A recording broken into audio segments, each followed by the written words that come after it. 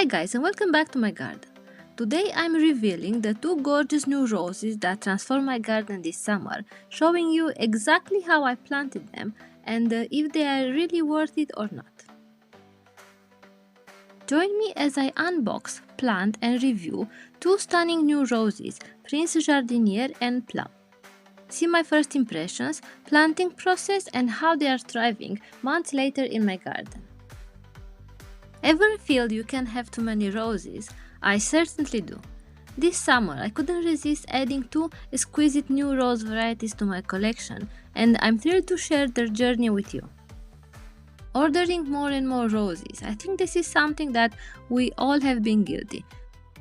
No matter how many roses we already have, we never have that particular one, so we need to order some more.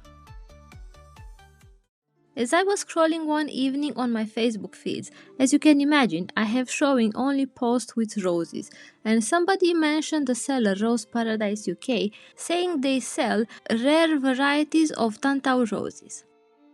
From the beginning, I want to tell you that I have no affiliation with them whatsoever.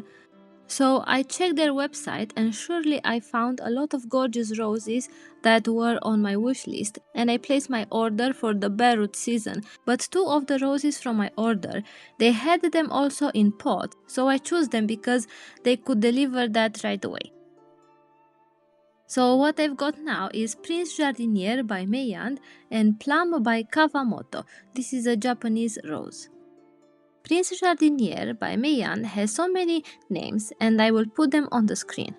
Some common names are Father of Peace, Francis Meilland, My Garden, Pretty Parfumella, Pretty Woman. They arrive very well, no damage whatsoever during transport, and I'm very happy about that. Prince Jardinier is looking exceptionally good with so many buds, and I'm happy that I will get to enjoy all the flowers. Plume is smaller in size, but also at the maturity, those plants will have different sizes. Prince Jardinier can reach 7 foot and Plume 4 foot. The foliage looks healthy on both, but I think they have been sprayed.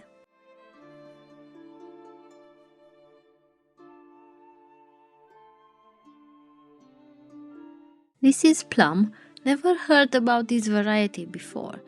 But I was so impressed by the beauty of the flowers. I think I like every rose that has a cup-shaped flower. I'm not sure what company they use for delivery, but they have done a very good job, because I didn't notice any damage on the rose from the delivery.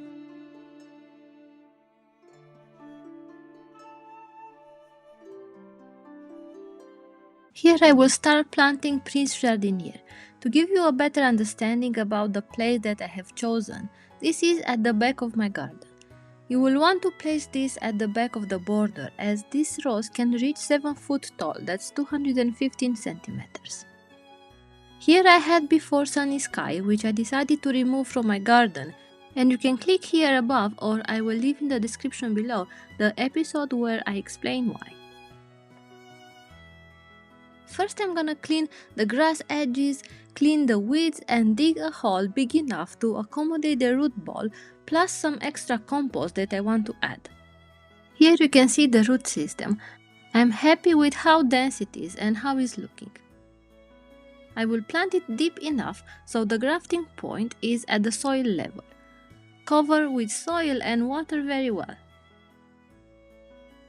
I've also added some bloodfish fertilizer and liquid fertilizer at the end when I water the rose. Here you have a close-up.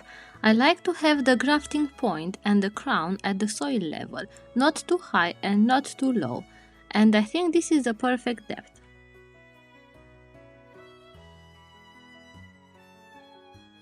The only thing that worries me, I see a little crack, a little bit of damage at the base of this cane. I hope it won't be a problem, and with time I will try to replace those canes.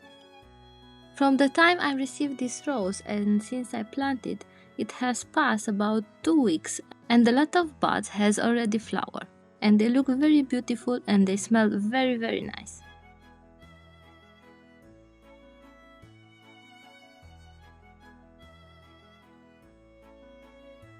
This is Plum, the second rose that I have ordered. By the time they arrived and when I planted them, it has passed about 10 days and I noticed something like a sticky coat, the one that covers the rose when they've got aphids. But it cleared away with time without me doing anything and it was okay. It looks a bit funny with the grafting point so high sticking out, but when I planted this rose I was paying attention to plant it deep enough so the grafting point to be at the soil level. This is the space where I want to plant it. It looks a little bit crowded now, but I will remove the other plants in the winter and I will leave more space for this rose for the next year. Here I had another rose that I have removed from my garden, and here it was Rose Eisvogel. I will start planting this by removing some weeds, and I will dig a planting hole big enough for the root ball and the stem that is sticking out. First, I really needed to make some space, and I took out some of this lambier, which was very invasive. What I removed from the lambier, I put it in pots, and this is how I've got 2 new extra free plants for the next year. This is a perennial ground cover, very easy to divide and propagate. Back to the rose, I dug a hole, added some compost and some bloodfish and bone fertilizer, and I mixed it very well.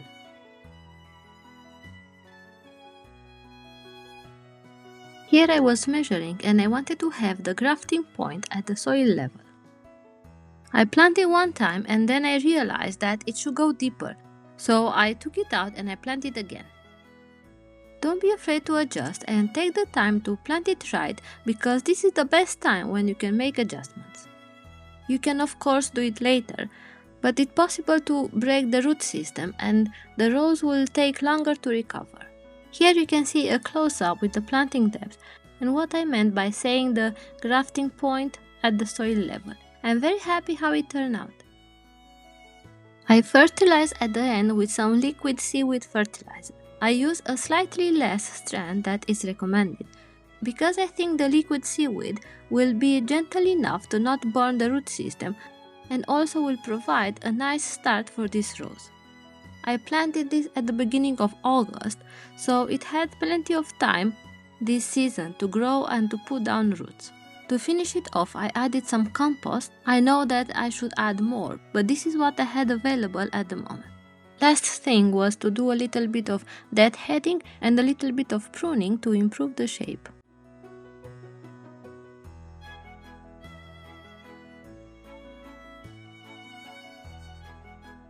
And now for the big reveal, I will show you first Prince Jardinier, how it's looking in full bloom.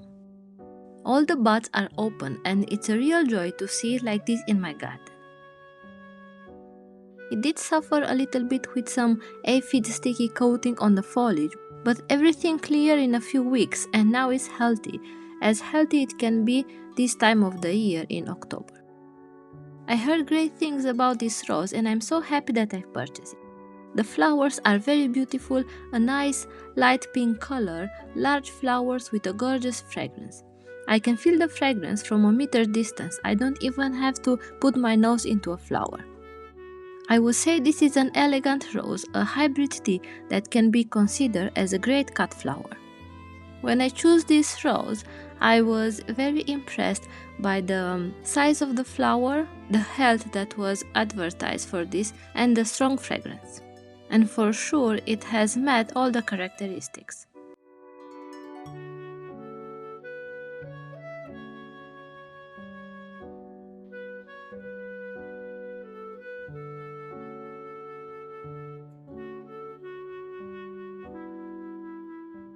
This is how it's looking now in October, 3 months after planting.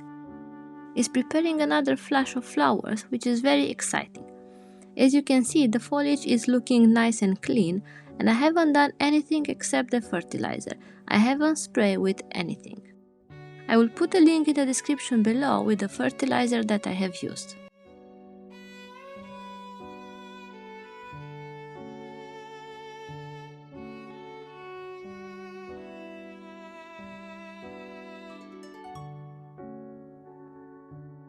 Now let me show you Rose Plum. I'm not sure how many of you will appreciate this rose because it has small flowers.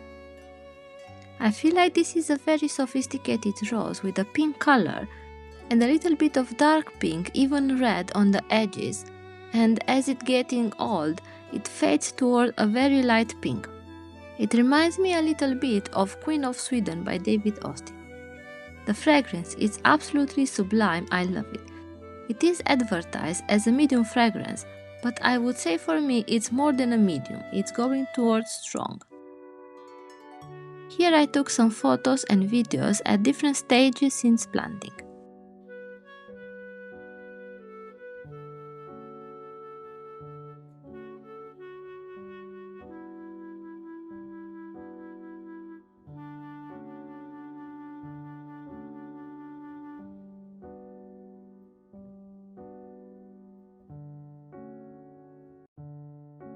This was all for today. Please take a moment to like this video if you enjoy watching it, and please consider subscribing to my channel if you haven't done it already.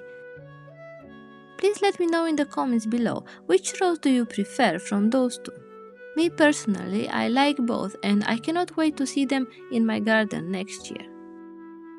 It feels very good to be able to add more roses to my collection, and if you want to see similar videos from when I started my rose garden, you can click here. I have prepared a whole playlist. Thanks for watching, and until next time, happy gardening everyone!